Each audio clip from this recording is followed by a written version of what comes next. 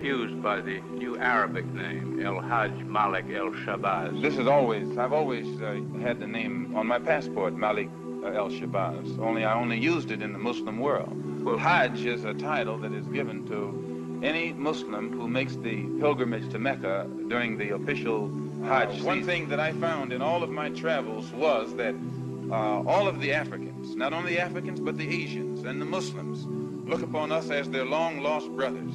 And America had actually tricked many of them into a hands-off policy by giving them the impression that she was honestly trying to do something to solve the problem. My argument over there was designed to prove that it is impossible for the United States government to solve the race problem. It's impossible. Never have I witnessed such sincere hospitality and overwhelming spirit of true brotherhood as is practiced by people of all colors and races here in this ancient holy land, the home of Abraham, Muhammad, and all the other prophets of the Holy Scriptures.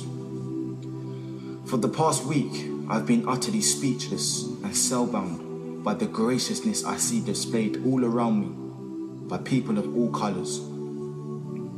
I've been blessed to visit the holy city of Mecca. I've made my 7 circuits around the Kaaba, led by a young mutawaf named Muhammad. I drank water from the well of the Zamzam. I ran 7 times back and forth between the hills of Mount Al-Safa and Al-Marwa. I've prayed in the ancient city of Mina, and I've prayed on Mount Arafat. There were tens of thousands of pilgrims from all over the world. They were of all colors, from blue-eyed blondes to black-skinned Africans. But we were all participating in the same ritual, displaying a spirit of unity and brotherhood that my experiences in America had led me to believe never could exist between the white and non-white. America needs to understand Islam because this is the one religion that erases from its society the race problem. Throughout my travels in the Muslim world, I have met, talked to, and even eaten with people who in America would have been considered white, but the white attitude was removed from their minds by the religion of Islam.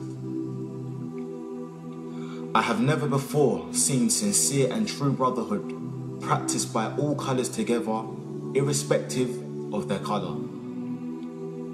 You may be shocked by these words coming from me, but on this pilgrimage, what I have seen and experienced has forced me to rearrange much of my thought patterns previously held, and to toss aside some of my previous conclusions. This was not too difficult for me. Despite my firm convictions, I have always been a man who tries to face facts and to accept the reality of life as new experience and new knowledge unfolds it. I have always kept an open mind, which is necessary to the flexibility that must go hand in hand with every form of intelligent search for truth. During the past 11 days here in the Muslim world, I've eaten from the same plate, drunk from the same glass, and slept in the same bed or on the same rug, while praying to the same God, with fellow Muslims, whose eyes were the bluest of blue, whose hair was the blondest of blonde, and whose skin was the whitest of white. And in the words and in the actions and the deeds of the white Muslims, I felt the same sincerity that I felt among the black African Muslims of Nigeria, Sudan and Ghana. We were truly all the same brothers because their belief in one God had removed the white from their minds, the white from their behavior, and the white from their attitude. I could see from this that perhaps if white Americans could accept the oneness of God, then perhaps too they could accept the reality, the oneness of man, and cease to measure and hinder and harm others in terms of their differences in color. With racism plaguing America like an incurable cancer, the so-called Christian white American heart should be more receptive to a proven solution to such a destructive problem. Perhaps it could be in time to save America from imminent disaster. The same destruction brought upon Germany by racism that eventually destroyed the Germans themselves. Each hour here in the Holy Land enables me to have great spiritual insights into what is happening in America between black and whites. The American Negro never can be blamed for his racial animosities. He is only reacting to 400 years of the conscious racism of the American whites.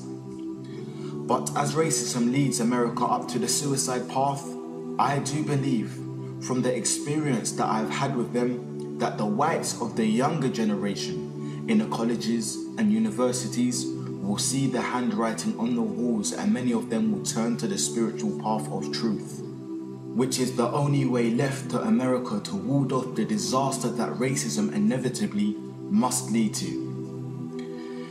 Never have I been so highly honored. Never have I been made to feel more humble and worthy. Who would believe the blessings that have been heaped upon an American Negro?